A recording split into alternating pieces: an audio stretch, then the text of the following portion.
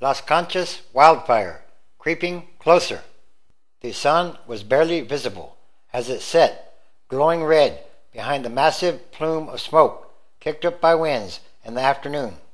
Officials had said Tuesday would be a make-or-break day for Los Alamos in their fight to protect the town of 12,000 from the fast-growing Las Conchas wildfire. But the fire refused to be tamed, spreading through the Pajarito ski area above town and creeping to within 1/2 mile of the closest home. At a 7 p.m. news conference, Los Alamos Fire Chief Doug Tucker said the fight was still undecided. "We gained some, but not as much as we wanted," Tucker said. "I wanted to be more confident. I wanted to go home and take a nap." Firefighting crews poured in from other fires across the southwest, and the number of firefighters could reach 800 by today. Tucker estimated that Las Conchas grew by approximately 2,000 acres near Los Alamos, the birthplace of the atomic bomb. Fire managers estimated the acreage burned at approximately 66,000 acres. The main front of the battle was Pajarito Mountain, where crews fought hot spots in an effort to contain the fire on the ski hill and keep it from dropping into town.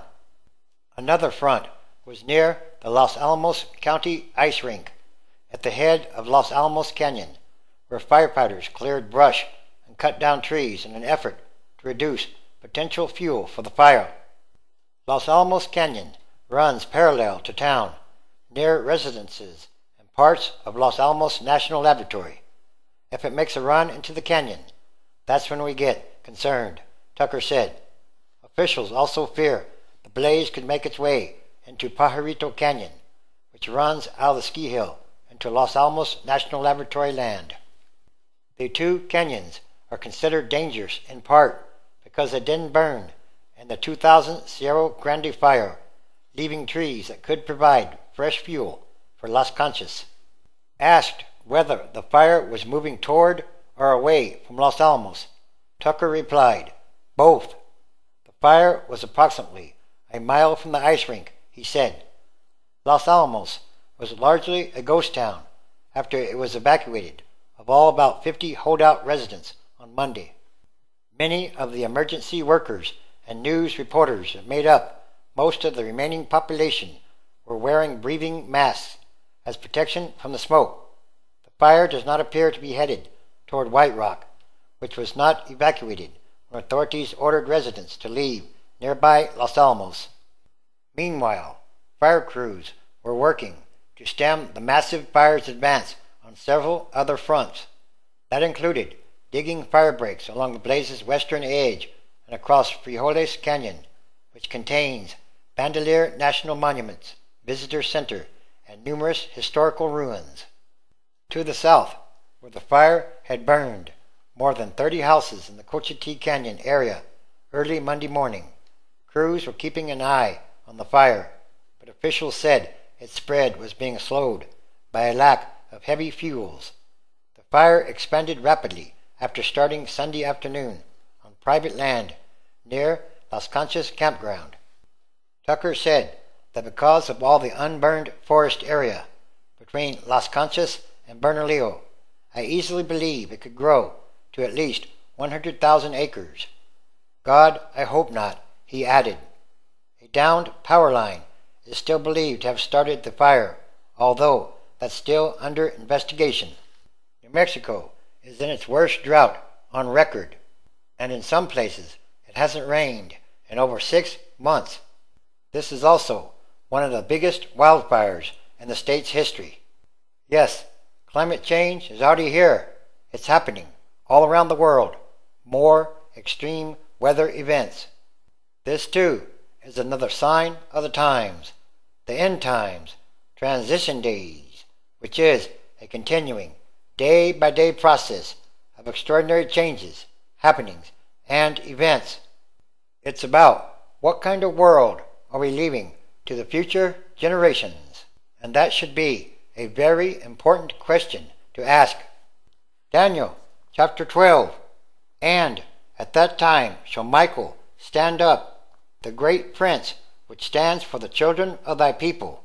And there shall be a time of troubles, such as never was since there was a nation, even to that same time. And at that time thy people shall be delivered, every one that shall be found written in the book. 2.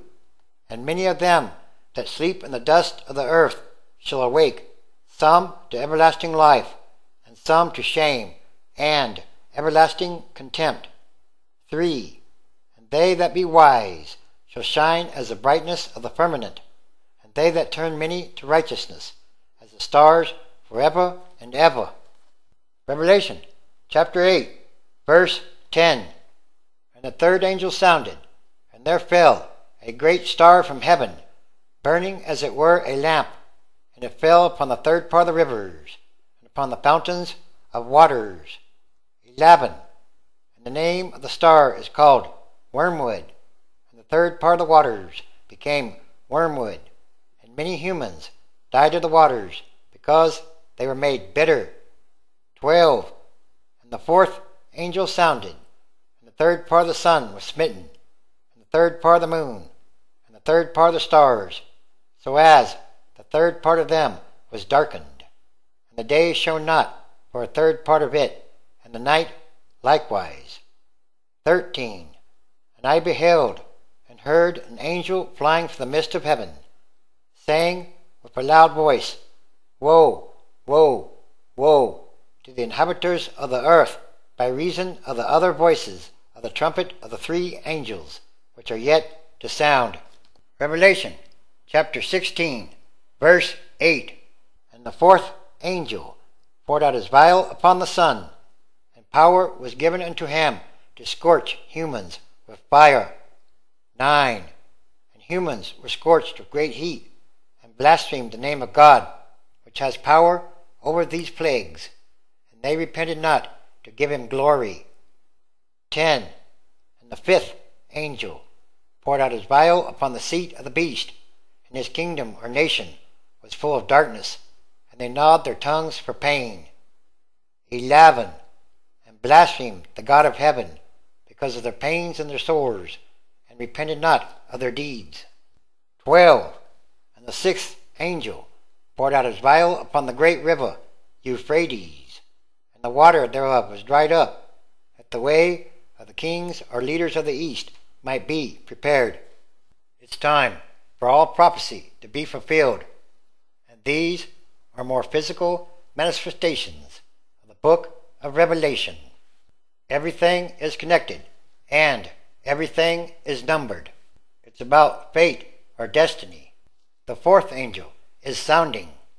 Joel chapter 3, verse 13. Put ye in the sickle, for the harvest is ripe.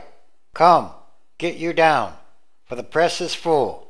The fats overflow, for their wickedness is great. 14. Multitudes, multitudes, in the valley of decision.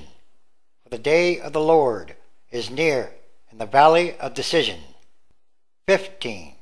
The sun and the moon shall be darkened, and the stars shall withdraw their shining. Yes, it's time. Watch the weather changes.